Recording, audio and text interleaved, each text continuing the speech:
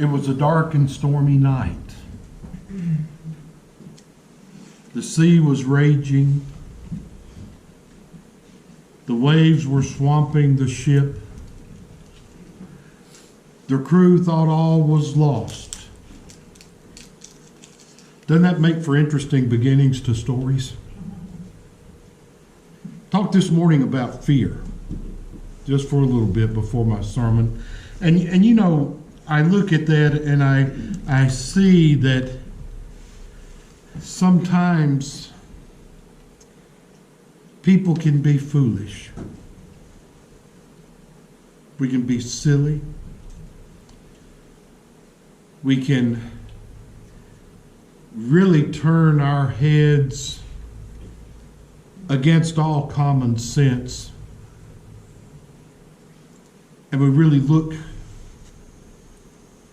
at things from the darkest of sides that we can look at them. Going to be going this evening, we're going to go to Mark chapter 4. We're going to look at verses 35 through 41. And I want us to realize that fear is nothing new. The way people are affected by things, it's been the same all throughout history. And what we find here is not a dark and stormy night at all.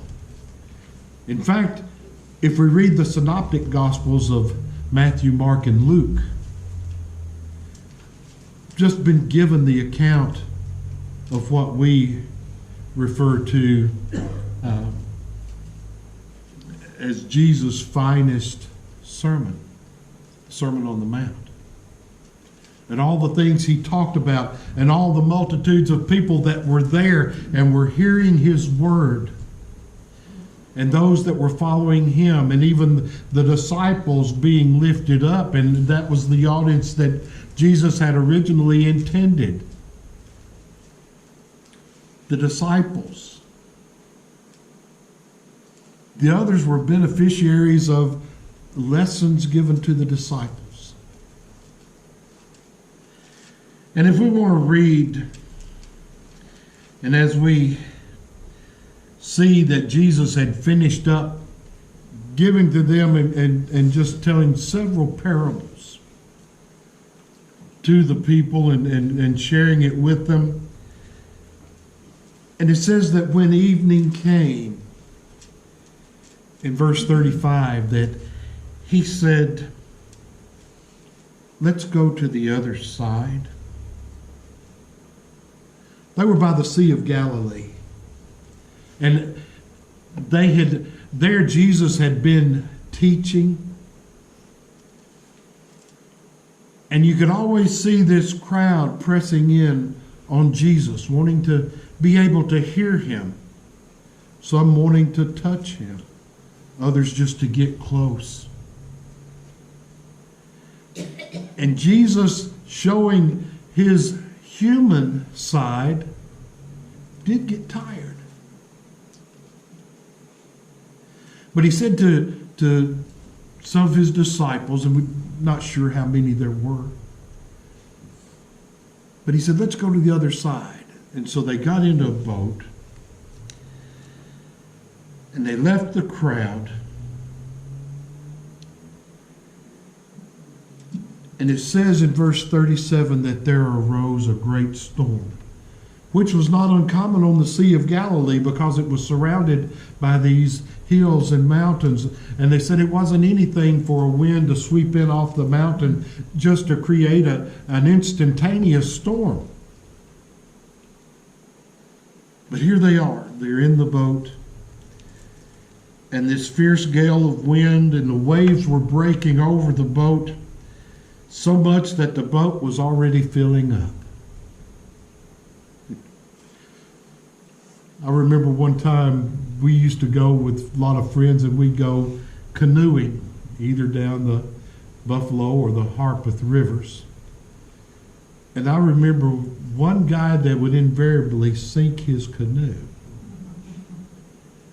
he would be going down the stream and get so nervous, and particularly when he was trying to get out of the boat, he would start rocking the canoe, and water would start coming in on either side, and the canoe, we would end up having to drag the canoe up on the shore, turn it over, dump out all the water so he could get back in.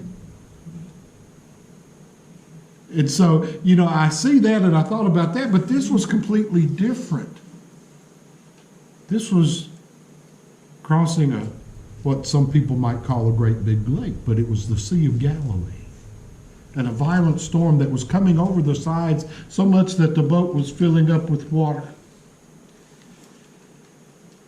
All this while, Jesus, after teaching the people, was in the stern of the boat asleep.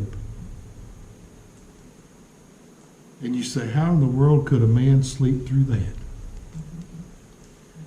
It could have been that Jesus was tired. But I also think Jesus knew that nothing was going to happen to him. He was Jesus. God didn't send him to drown in a lake. He didn't. But he was asleep on a cushion, and they go back to him and they woke him up, and they said to him, "Teacher, do you not care that we are perishing? Don't you care that we're dying out here?" What did Jesus do? Nothing but simply get up and rebuke the wind and said to the sea, "Peace, be still." I think he said it with a commanding voice and a forceful voice. I don't think he said, "Peace, be still." When our kids are acting up, we say, "Be still." We say it and we mean it. Be quiet. Hush. He rebuked the wind, and it died down and became perfectly calm, according to what Mark wrote. And he asked them a question. He said, "Why are you afraid? How is it that you have no faith?" You see, there was something very important that Jesus said to the disciples. Before they got into the boat, he said, "Let's go to the other side." He didn't say, "Let's try to go to the other side." He didn't say, "We're going to attempt to go to the other side. I would like to go to the other side." He said, "Let's go to the other side."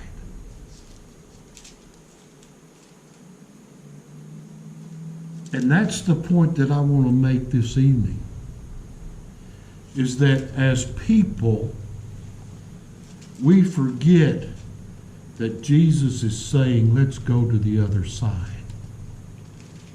We forget that he's saying, "I will see you through the trials of this life. If you trust in me and believe in me, I will carry you through." But you see, today we're like the disciples were, because it says that after that they weren't not rejoicing because he had calmed the sea, but they were afraid. And they asked themselves, "Who is this man that even the wind and the sea obey him?" Instead of asking the question, they had been with him enough to know what he was saying. He's saying, "Trust in me, believe in me, be obedient to me, and I will see you through." You see,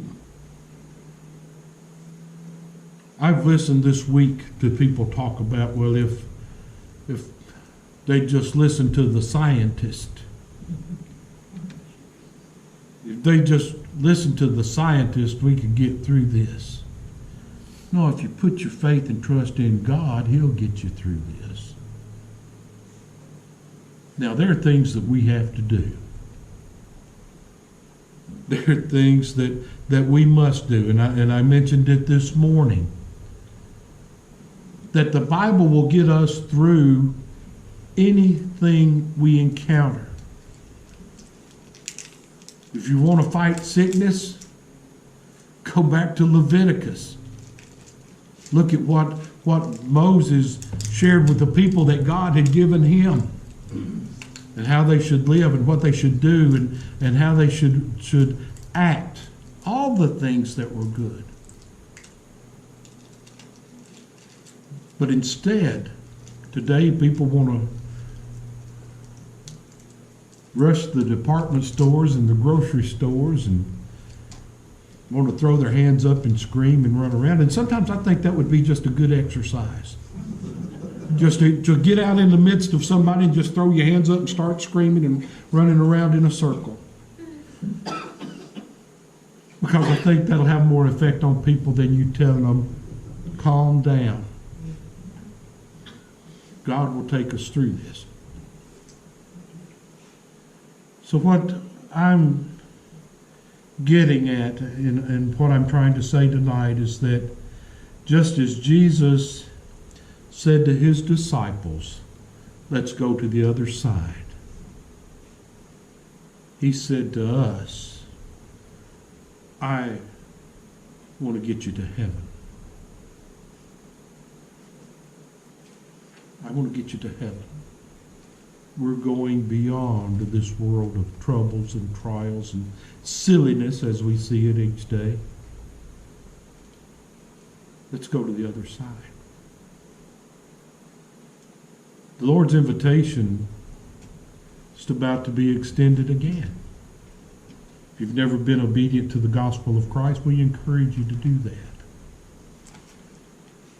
If you have been obedient but you've wandered away, maybe your faith hasn't been as strong as it needs to be.